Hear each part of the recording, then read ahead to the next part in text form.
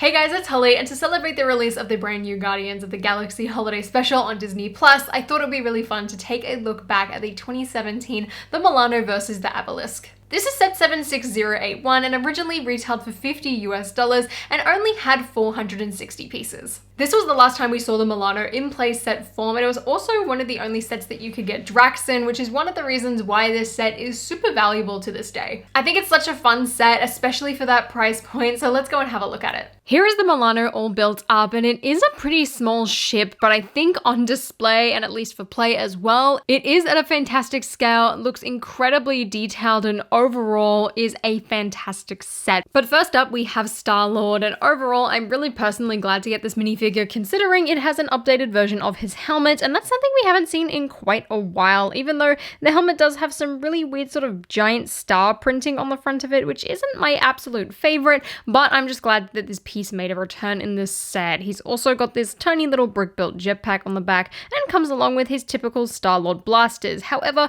his torso and his legs are exactly the same as Gamora's in this set, besides the fact that Gamora has green hands, so there's really nothing all too special about him. Just like the original Star-Lord as well, they did include a nice little hairpiece and the exact same face print, which funnily enough is also the same as the original Bucky Barnes minifigure from the Civil War set. But overall, the minifigure is pretty great. It's even got some nice back printing with the jetpack printed on there, which personally I prefer rather than the brick build. There's also some really nice torso printing and leg printing, but like I said, he is the exact same as Gamora. The remainder of Gamora, though, just like Star-Lord, is really nice. She comes along with this silver sword for her sort of battle pose, and then her face and her hair are really nice. I love the Gamora hairpiece with that pink printed on there, though I do much prefer the more updated one, and really, you can get a better gist of the back printing with Gamora and why it's there, considering her hair doesn't allow you to stick a jetpack on, but overall, I'm just glad that we got both of them in this set. It is just a shame, though, that their outfits match. However, it is also accurate to the movie, so I've got to keep that in mind. One of the highlights though for this set for me is definitely getting a Drax minifigure, since he's only been in 2 sets, and of course the most recent Guardians of the Galaxy advent calendar.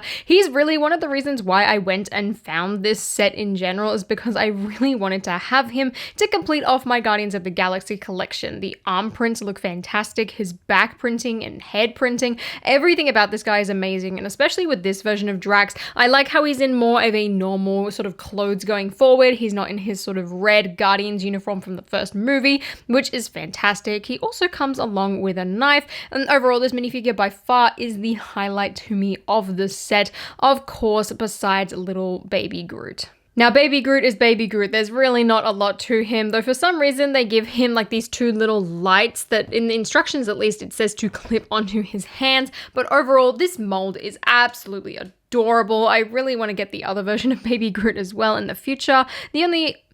It is a little bit of a shame that he doesn't have any back printing, though I don't really expect it, and I love how it's a custom mold rather than using that regular baby mold like they did for Grogu. I much prefer this, and the fact as well that he can fit inside a minifigure's hand, whether that be Rocket or Drax or any member of the Guardians of the Galaxy, really is a massive win for me as well. And last but not least, we have Nebula, who comes along with a really nice brand new face print, which really nicely differentiates her from the original Nebula, as well as this sort of damaged torso print that really shows that she's been ripped up in battle. Unfortunately, mine does have a little crack in the torso, which means her arm is quite delicate, so for the most part, I just leave her arms down whenever I move her around, as she is quite a valuable minifigure, so it is hard for me to try and replace that torso, but otherwise, this minifigure is fantastic. I mean, in terms of printing, she looks gorgeous. I love the damaged battle. It looks amazing, as well as that angry face print. I mean, if you have the original Nebula, it's fantastic. It means you can swap it out and you can give her a few more facial expressions as well, which is excellent. Now, the first aspect of this set is our little villain or battle component of the set, and that is the Abilisk. And overall,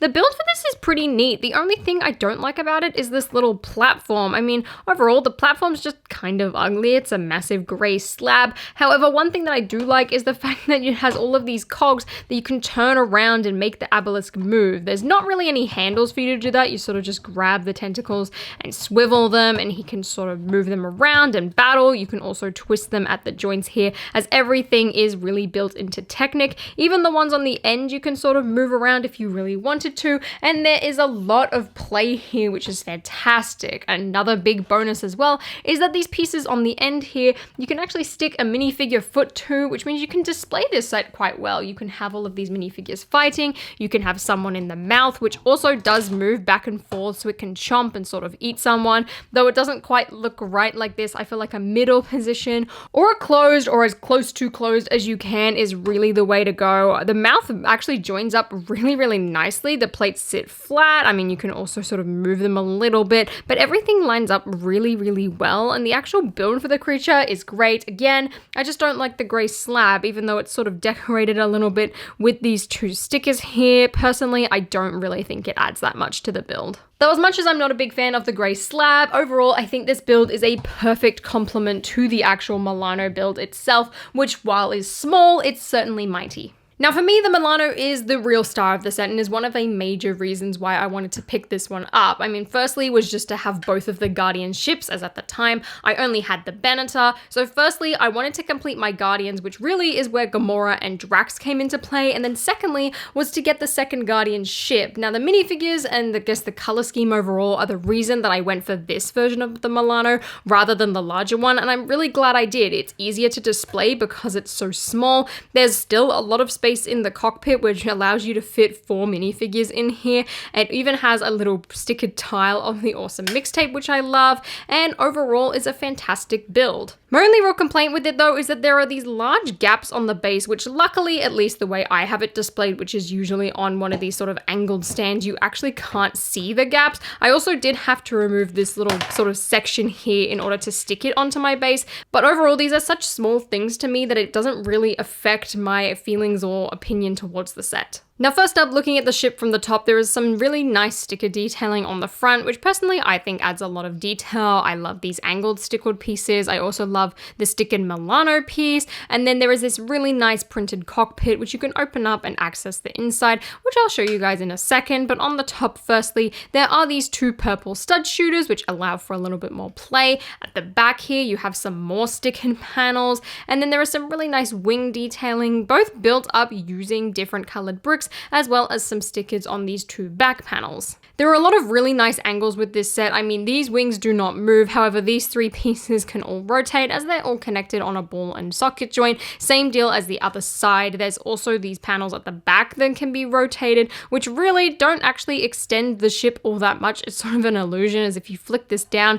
the ship then suddenly looks tiny, and to me as well, looks kind of a bit like a paper aeroplane. At the back of the model, these bits here can rotate as they're on little hinge joints. I sort of like to have them in this position, and then you have a small blaster at the back. But really, at the end of the day, there is not a lot going on with this ship. There's not a huge interior. Again, there are those gaps at the bottom here. There is like a little small play feature where you can push down these pegs here. There's also, unfortunately, some pegs sticking out of the top, which don't really do anything and sort of detract away from the model, but at least they are great, which blends in with here, so I can't really complain too much. Besides that though, the real hero is the inside, and one of my favorite aspects of this set is actually the awesome mixtape sticker. Now unfortunately, when I bought this set used, the sticker was a little bit misplaced, but honestly I don't mind, because a lot of the time the characters are blocking it, but I thought it was a really great reference, and it also reminds me a lot of our brand new awesome mixtape tile that we got in the advent calendar. There are a few more stickers on the inside with these 2 stickered panels on either side of the cockpit and the sort of pilot's seat, but really there's not a lot going on here. Now, as you can see as well, there are some studs placed around which allow you to fit some minifigures in the cockpit, which personally is one of my favorite parts about this. Now lastly as well, there are some studs in the middle of the cockpit, which is fantastic because it means you can put all of the Guardians minifigures inside of the ship from this set, which considering the size of this ship is a fantastic thing.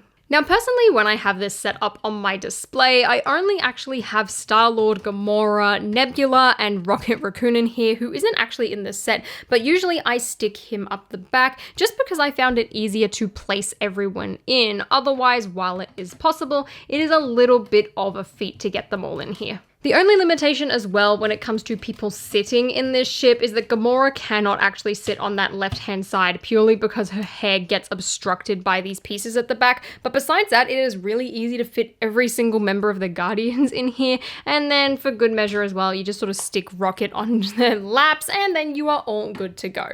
So there is the Milano all together, and overall I really like this set. I think the ship is fantastic, the color scheme is absolutely perfect, and the minifigure selection is excellent. Really, you're only missing Rocket and I guess even Mantis since she was a big part of this movie. And those minifigures have been produced quite often, whereas characters like Drax, Gamora, and even Nebula really didn't actually appear that much, which is I think one of the reasons why this set is so good to me. But let me know what you guys think about this set and what you think about the Guardians of the Galaxy Holiday Special as well in the comments down below. And if you guys enjoyed this video, please give me a thumbs up and consider subscribing to my channel down below. And until next time, guys, I'll see you later.